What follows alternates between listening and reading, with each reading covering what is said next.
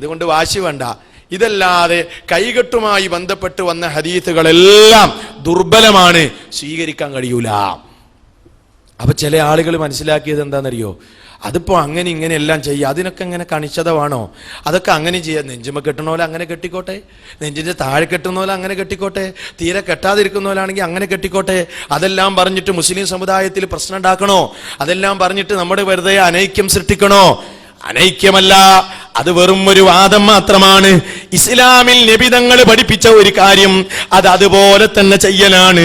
അത് അനൈക്യത്തിന് അനൈക്യം പറഞ്ഞുകൊണ്ടോ അതല്ലെങ്കിൽ ഛിദ്രതയാണെന്ന് പറഞ്ഞുകൊണ്ടോ യഥേഷ്ടം ഓരോരുത്തർക്കും ഇഷ്ടമുള്ള പോലെ ചെയ്യാൻ ഇസ്ലാം അനുവാദം നൽകുന്നില്ല.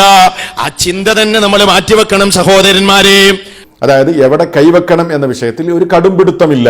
ഇത് ശിർക്കും ഖുറാഫാത്തും ബിദ്അത്തുമൊക്കെ ചർച്ച ചെയ്യുകയും അതിൽ കർശനമായ സമീപനങ്ങൾ സ്വീകരിക്കുകയും ചെയ്യുന്നത് പോലെ അങ്ങോട്ടും ഇങ്ങോട്ടും തർക്കിക്കുകയും പ്രശ്നമുണ്ടാക്കുകയും ചെയ്യേണ്ട ഒരു വിഷയമല്ല. എന്തുകൊണ്ടാണത്? പല അഭിപ്രായങ്ങൾ ഈ വിഷയത്തിൽ പണ്ഡിതന്മാർക്കിടയിലുണ്ട്. പൊക്കിളിന് താഴെയാണ് കൈവെക്കേണ്ടത് എന്ന് അഭിപ്രായപ്പെട്ടവരുണ്ട്, പൊക്കിളിൻ്റെ മേലെയാണ് വെക്കേണ്ടത് എന്ന് അഭിപ്രായപ്പെട്ടവരുണ്ട്, നെഞ്ചിലാണ് വെക്കേണ്ടത് എന്ന് പറഞ്ഞവരുണ്ട്, നെഞ്ചിൻ്റെ താഴെയാണ് വെക്കേണ്ടത് എന്ന് പറഞ്ഞവരുണ്ട്. എന്തുകൊണ്ടാണ് ഇങ്ങനെ ഒരു അഭിപ്രായ വ്യത്യാസം ഉണ്ടാകാൻ കാരണം? ഈ വിഷയത്തിൽ പല രൂപത്തിലുള്ള ഹദീസുകൾ ഉദ്ധരിക്കപ്പെട്ടിട്ടുണ്ട്. എന്നാൽ ഈ ഹദീസുകളെല്ലാം എടുത്തു നോക്കിയാൽ നമസ്കാരത്തിൽ കൈവെക്കലുമായി ബന്ധപ്പെട്ട് റിവായത്ത് ചെയ്യപ്പെട്ട മുഴുവൻ ഹദീസുകളും എടുത്ത് പരിശോധിച്ച് നോക്കിയാൽ എല്ലാ ഹദീസുകളിലും ദുർബലതയുണ്ട് എന്നത് നമ്മൾ മനസ്സിലാക്കേണ്ടതുണ്ട്. അല്ലാഹുവിന്റെ റസൂല് ചെയ്തതുപോലെ ചെയ്യാൻ വേണ്ടി കണിശത പുലർത്തിയതിന്റെ പേരിൽ അനൈക്യം ഉണ്ടാകുകയാണെങ്കിൽ നമ്മൾ എന്ത് ചെയ്യാനാണ്? നബി തങ്ങളുടെ ചര്യ നമുക്ക് ഒഴിവാക്കാൻ പറ്റുമോ? എന്നാലോ അതിൽ തർക്കിക്കണോ? വേണ്ട. അതിൽ വേറെ എവിടെങ്കിലും കൈവെക്കുന്നവരെ അത് തെറ്റാണ് എന്ന് പറയാനോ അതിൽ ആശയക്കുഴപ്പങ്ങൾ ഉണ്ടാക്കാനോ അതിൽ നിൽക്കേണ്ടതില്ല. കാരണം പണ്ഡിതന്മാർ ഈ വിഷയത്തിൽ പറഞ്ഞത് എന്താണ്? വിശാലമായ കാഴ്ചപ്പാട് നൽകപ്പെട്ട വിഷയമാണ്, മുഖയ്യറാണ്.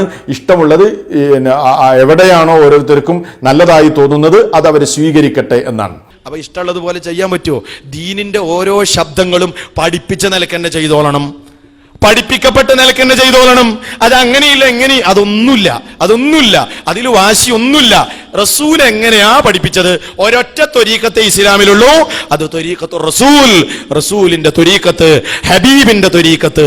അത് പഠിച്ച് പ്രാവർത്തികമാക്കി അതനുസരിച്ച് കർമ്മം ചെയ്തിട്ടില്ലെങ്കിൽ ഭയങ്കര അപകടങ്ങൾ ഉണ്ടാകും, കർമ്മങ്ങൾ അല്ലാഹു കബൂൽ ചെയ്യുകയില്ല. എന്നാലോ അതിൽ തർക്കിക്കണോ? വേണ്ട. അതിൽ വേറെ എവിടെങ്കിലും കൈവെക്കുന്നവരെ അത് തെറ്റാണ് എന്ന് പറയാനോ അതിൽ ആശയക്കുഴപ്പങ്ങൾ ഉണ്ടാക്കാനോ അതിൽ നിൽക്കേണ്ടതില്ല. കാരണം പണ്ഡിതന്മാർ ഈ വിഷയത്തിൽ പറഞ്ഞത് എന്താണ്? വിശാലമായ കാഴ്ചപ്പാട് നൽകപ്പെട്ട വിഷയമാണ്, മുഖയ്യറാണ്. ഇഷ്ടമുള്ളത് എവിടെയാണോ ഓരോരുത്തർക്കും നല്ലതായി തോന്നുന്നത് അത് അവർ സ്വീകരിക്കട്ടെ എന്നാണ്.